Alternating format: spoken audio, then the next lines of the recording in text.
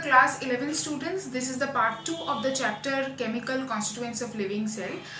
In my previous video I have discussed about the biomolecules, and I have discussed the different types of biomolecules that are there, and today we will be talking in details about proteins. Okay, so let's start. Proteins are a class of nitrogenous organic macromolecules which are composed of polymers of amino acid residues, and these amino acids are joined by peptide bonds. Okay, and the main function of protein means what they required for. They are required for structure, function and regulation of activities of cell, tissue and organ. Okay, so this is in short what proteins are and how they work. Now here you can see a classification of proteins, and proteins can be broadly classified into three types: simple protein, conjugated protein and derived protein. Okay, now we will study about each of these types in details, starting with the simple protein first. What are simple proteins? These proteins hydrolyze upon hydrolysis, means upon breakdown, they yield or produce only amino acids or their derivatives. Okay, so when these proteins are broken down, they only give amino acids or amino acid derivatives. Now you can see the names of 7 simple proteins, the examples of 7 simple proteins. There are more. Okay, the first one is albumin. It is soluble in water and it is mainly found in the egg white. Okay, so albumin is found in egg white. Next comes the globulins. Globulins are found in the egg yolk. This is also found in egg, but in the yolk portion of the egg.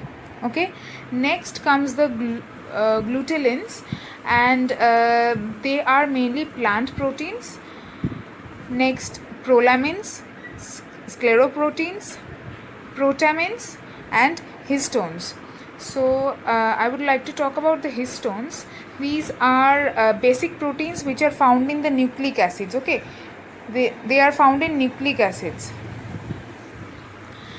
and they are found inside DNA and RNA. The nucleotides of the DNA and RNA are bound together by histone proteins. Now coming to the conjugated proteins.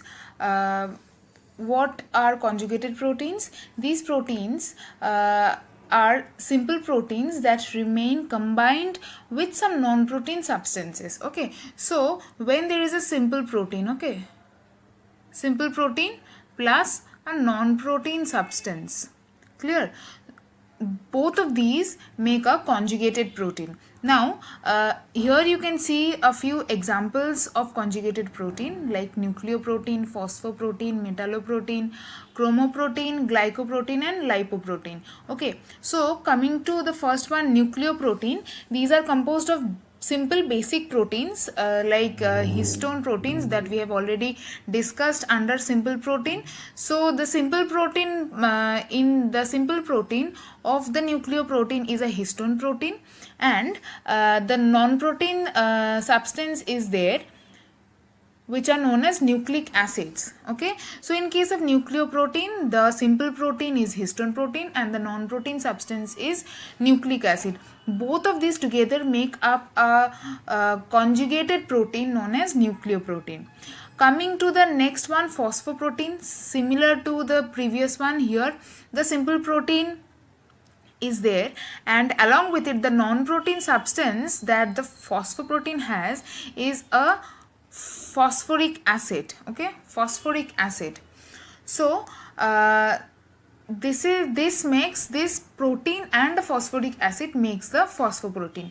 Next, number 3, metalloprotein. Here there is a simple protein and there is the non-protein substance which is a metal. Similarly, just like that, chromoprotein, glycoprotein and lipoprotein, where in case of lipoprotein, there is a protein substance, simple protein, and there is a non-protein substance which is the lipid in case of lipoprotein. Thus all these simple proteins and non-protein substances together make up a conjugated protein. Next, let me clear this and I will move on to the next one, which is the derived protein. Now, to define derived proteins, these proteins are obtained as intermediate products during hydrolysis of a simple or conjugated protein. Means when we break down a conjugated protein or a simple protein, after that the protein that we derive is known as a derived protein. Clear? The examples are these: proteins, metaproteins, proteases, peptones, polypeptides. Clear? So now we have discussed all three of these types of or categories of protein: simple protein, conjugated protein and derived protein.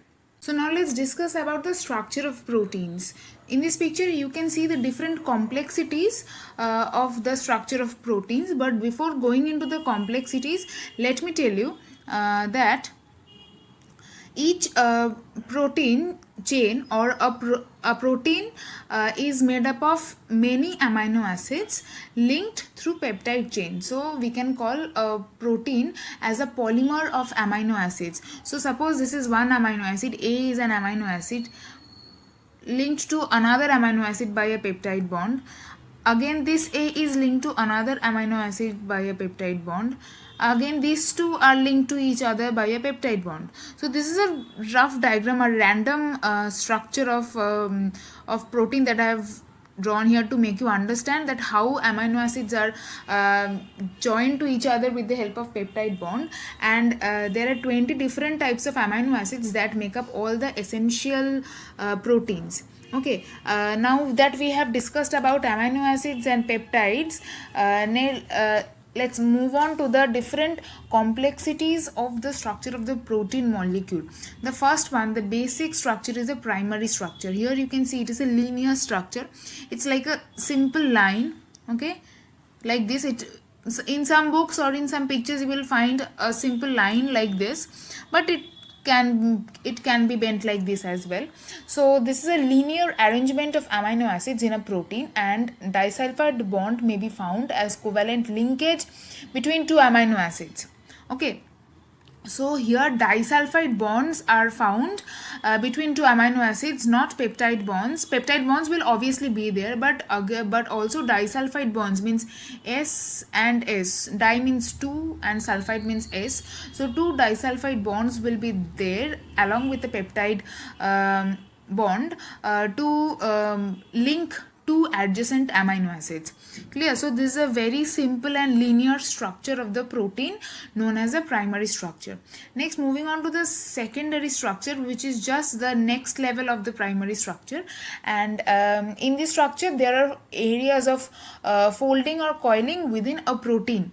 So here there are two types of secondary structure are drawn, that is, which is the alpha helix and this is the beta pleated sheet. You can see there are coilings here like this, okay, and here there are foldings.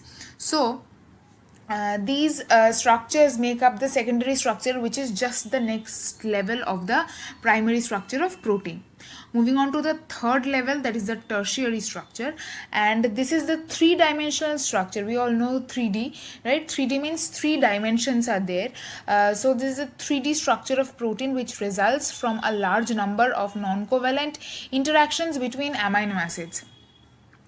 So here you can see the linear arrangement is not there, and not even there is simple bonding or simple coiling or bending like secondary structure. But in tertiary structure there are like lots of coils. So it is starting from here and doing this. So coiling, when the coiling stage comes, that is forming the tertiary structure. Next, coming to the quaternary structure, which is the final level of the complexity in case of protein structures. So here you can see there is excessive coiling. Okay, and there are different types of proteins. This is one type, this is another, this is another, and this is another. Okay, so these are produced by non-covalent interactions that bind multiple polypeptides. So as I said, there are, in this particular diagram, there are 4 polypeptide chains. Okay, so these multiple covalent interactions bind these all different proteins together and is forming a large and the most complex structure of protein. Clear? Lastly, coming to the different important functions that a protein plays in a living body, here you will find a lot of functions. In your book also you will find about 13 points are noted down under the functions subtopic. So starting with enzymes, they act as enzyme catalyst, mediating biochemical reactions of metabolism occurring inside the cell. Okay, so they act as enzymes which are more or less like catalysts, and they help in the different biochemical reactions that take place inside the body or even a cell.